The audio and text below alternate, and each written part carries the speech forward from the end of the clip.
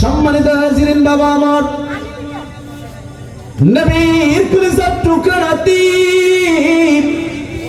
হযরত ইমাম হুসাইন কেন্দে কেন্দে যখন ওনার সঙ্গী সাথীদেরকে এভাবে বলতে লাগলেন, যাও তোমরা যেভাবে পারো চলে যাও।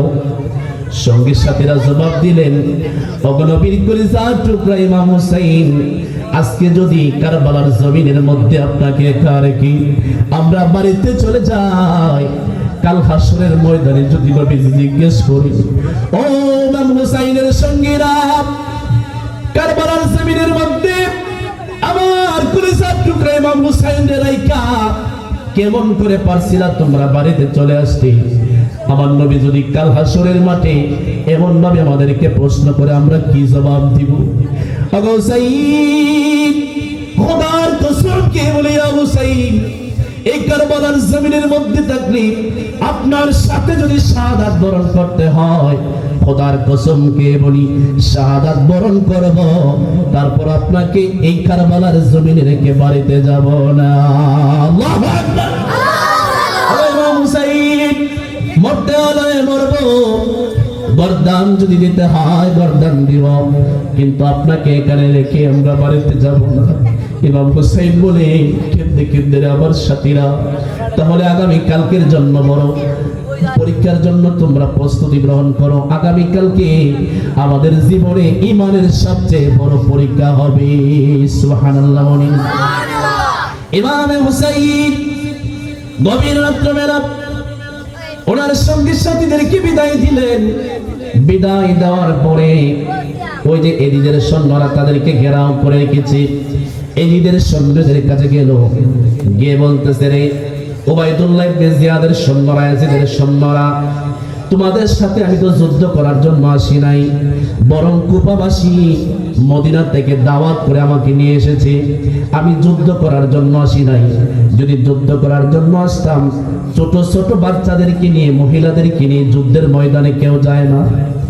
এরে ইয়াজিদের সৈন্যরা, আমি এসেছি, আমি শান্তি চাই, নবীর দৌহিত্রা শান্তি চায়, শান্তি প্রতিষ্ঠার জন্য তাদের দাওয়াতে, কুফাবাসীর দাওয়াতে আমি এখানে এসেছি। তোমরা আমার পথকে রদ্দ করে দিয়েছো, আমার উপর অমানবিক অপাশবিক নির্যাতন তোমরা চালাচ্ছ।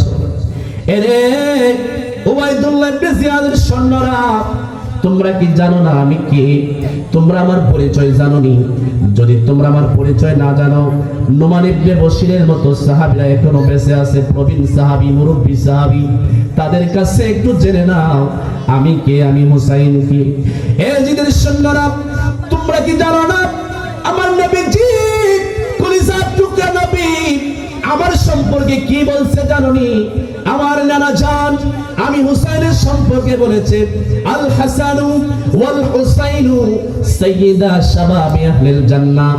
নবী কলিজার টুকরা নাতি ইমাম হুসাইন বলে, এরে ইয়াজিদের সৈন্যরা, উবাইদুল্লাহ ইবনে জিয়াদের সৈন্যরা, আমার নানা জান আমি হুসাইনের সম্পর্কে বলেছে, আমি হুসাইন এবং আমার ভাই হাসান হলো জান্নাতের যুবকদের সরদার। বলেন সুবহানাল্লাহ।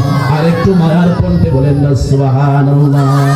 সুলতানে কারবালা ইয়া হুসাইন, তুমি বাদশার বাদশাহ ইয়া হুসাইন। সুলতানে কারবালা ইয়া হুসাইন, বাদশার বাদশাহ জান্নাত বানিয়েছেন আল্লাহ তাআলা, মালিকানা পেয়েছেন মদিনাওয়ালা। ঠিক কিনা বলেন? আরে জান্নাত বানিয়েছেন আল্লাহ তাআলা, মালিকানা পেয়েছেন মদিনাওয়ালা। সেই জান্নাতের সরদার ইয়া হুসাইন, সেই জান্নাতের সরদার ইয়া হুসাইন।